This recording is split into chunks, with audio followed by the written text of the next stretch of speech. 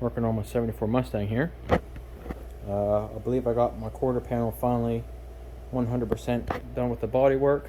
I was just working on removing the studs for the trim, getting them cleaned up. Got the rocker cover from an SN95 off. I have a little bit of damage. I got to fix it back there. Fender's off. I have to fix a little bit of something on that. And I've been working on something here that's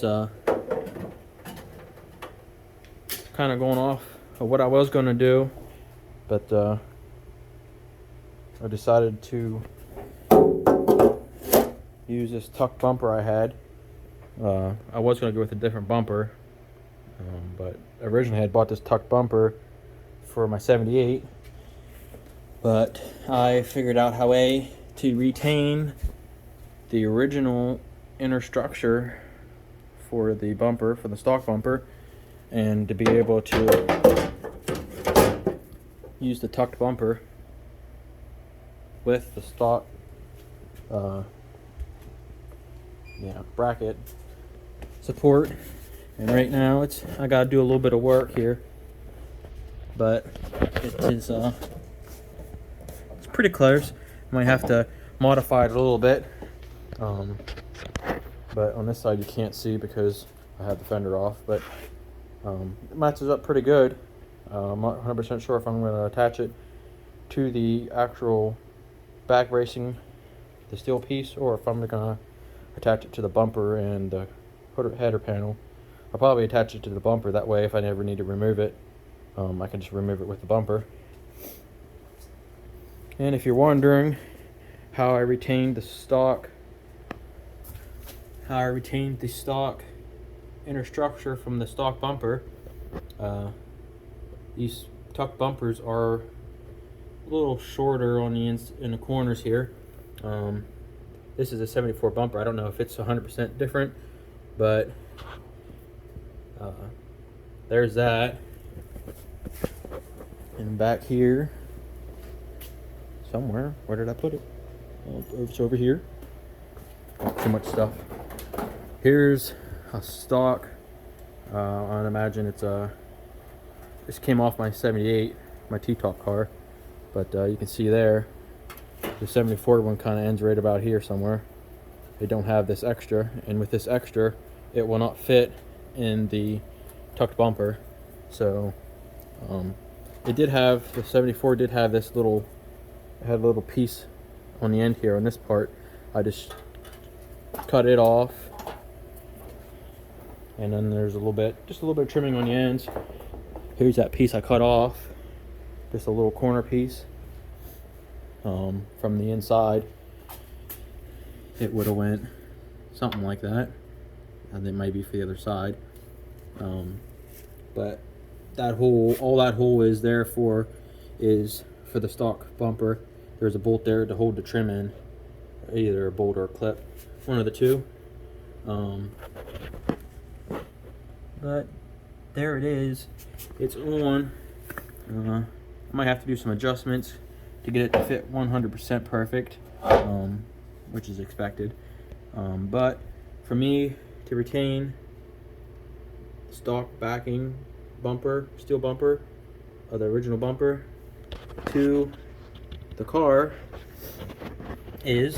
all I did is drilled 2 new holes precisionally with a drill bit, of course. This one here and this one here is the original bowl holes. I went back, or I moved the holes forward 3 1/4 inches. Measured it with a measuring tape, nothing special. If you wanted this to be 100% perfect and fit up like a gem, you could always take it to machine shop and they could drill you perfect holes in perfect locations. But I'm pretty satisfied with that. I made little rigging. So if you're looking to get one of these tucked bumpers and you're afraid of not having anything to support in case of an accident, well, there you go. Now you have no excuses.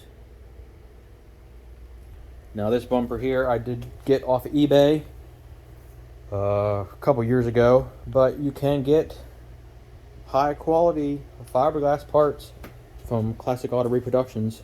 They do a lot of parts for the Mustang too. Highly recommend you go check their channel or their website out. You can get a whole bunch of stuff on their webpage. That's where I had purchased this that they called our apron. I got that from there, and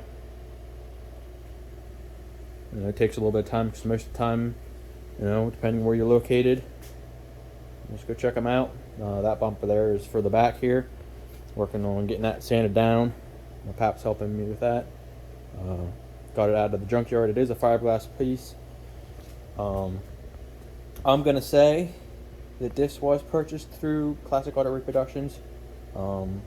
I know there's some other companies out there that do it, but it has the original lip here, to which this one here on my 76, it don't have that lip, and it just looks bad. And I got them from Mustang Unlimited, which they are no longer in business. So I don't know where they got them, and I'm pretty sure they had a black sealer on it, similar to that.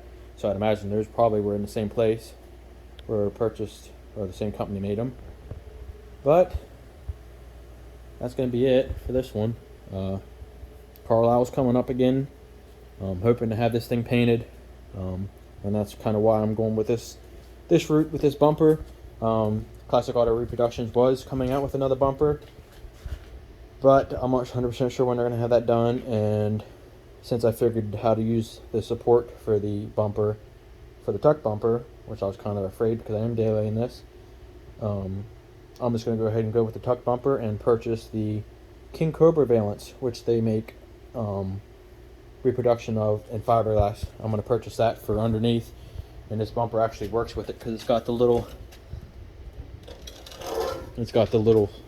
butt out there to meet up with the King Cobra valance.